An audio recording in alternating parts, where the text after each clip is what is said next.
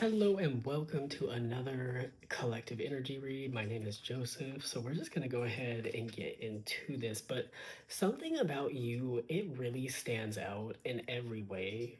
That's the energy I get with this Hierophant here. I feel like that you, something about, like people treat you differently. Like I'm sure you've noticed it. If we're being honest, people do not treat you like they do other people, even friends, family, even. I feel like that many times this is probably this, like, like it's hard to think like it's a positive thing, but it's giving that literally, like, since you were a kid, it's almost like people have treated you like an adult, but almost in the way that they talk to you like an authority figure. If that makes sense, like you saw everybody else goof around, and look, the Emperor, everybody's goofing around, having a good time with each other. You want to join in too, right? But for some reason, people, I don't know, they act a certain way around you.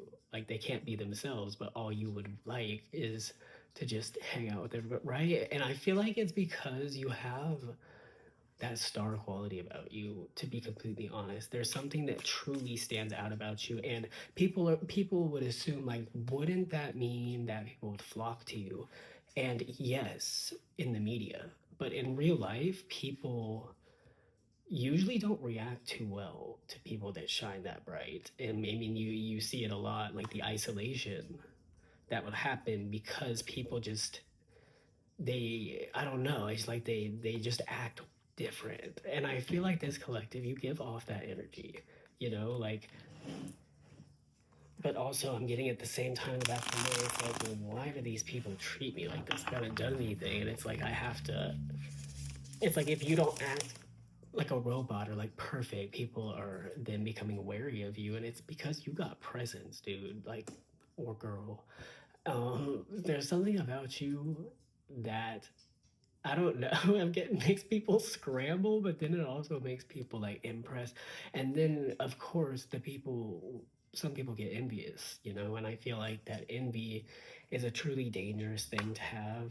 The tower, because yes, envy is truly destructive, because it becomes personal when it's not, when it shouldn't be, and I feel like that you've had to deal with a lot of that. Blessing and a curse, my friends. So we're just gonna get into it and see what Spirit has to offer. But yeah, if you like these types of videos, I do them quite often. So like, subscribe if you enjoy. But all right, Spirit, please let the collective that is watching this video know the information and the wisdom that they need to hear for their highest will and their highest good. Thank you.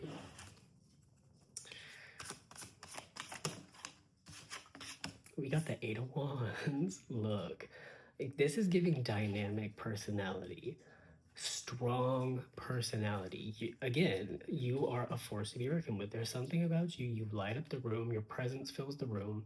People will stop and they will notice you, even if they then get uncomfortable by it, or like, like feel the need to, like, I'm really getting this, like, group up. Like you're over there like, what the fuck? Oh gosh, your energy really, like, the insecure, they can't be around you. They cannot be around you. Your energy is very big, bold, and dynamic. Again, the devil.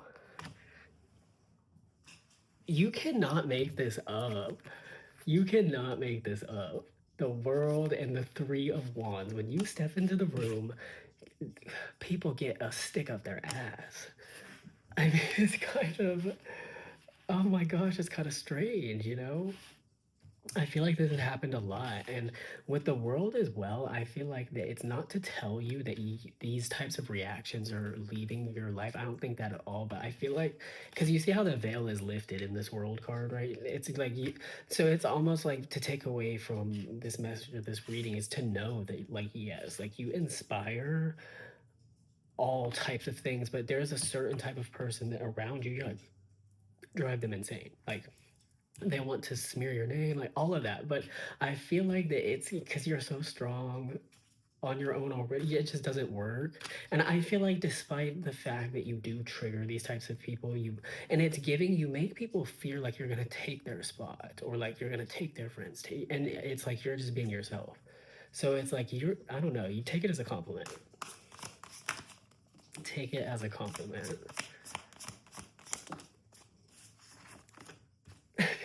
Literally. Because you're out here with nothing to prove and you're still kicking ass, dude. Like, some people have to do the absolute most to get just kind of like a tenth of the attention you get by just being yourself. And it's not to say that you're better than anyone, because no, it's the fact that you're authentic is what does it. And I think this is what eludes most of the people that have the problem with you. You know, you're not out here pretending to be perfect. You're not out here saying you're a saint. And they'd be like, well, why do things work out for this person? It's because you're you.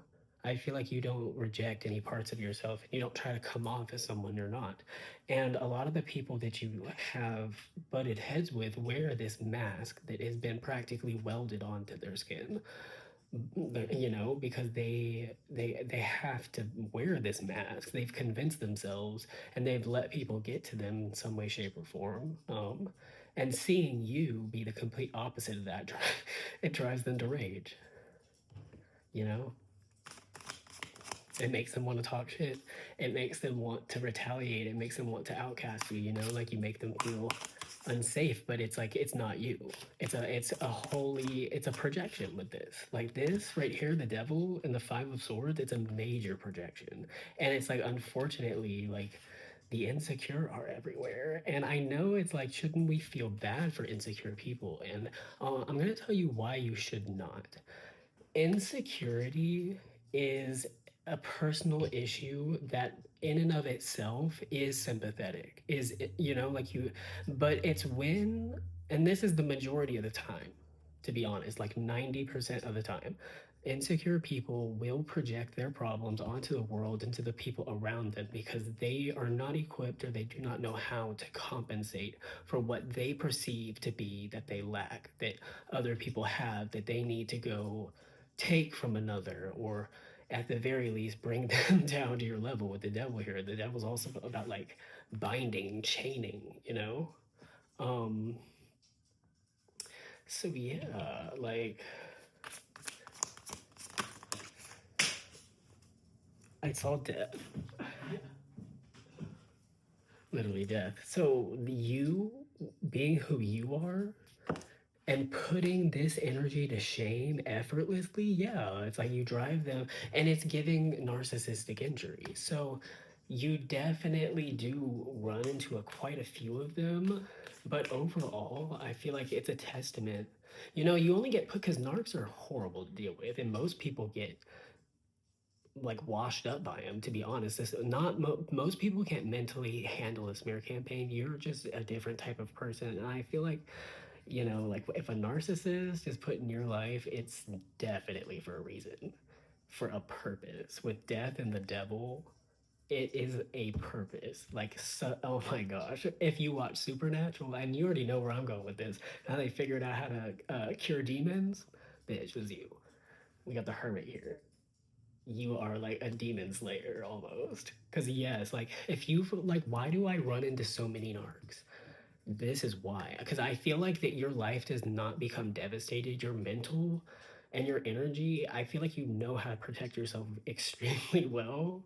And you're like equipped. It's giving like a, you know how they send in people with hazmat suits to go deal with radiation, or like a beekeeper has to wear a protective suit, you know? It's stuff like that. And I'm getting, it's just, it's something about you. You're just so good at dealing with it. And it's your authenticity and your just non-response, non-react to mind games, ego games, and pettiness that, you know, keep going. But all right, till next time.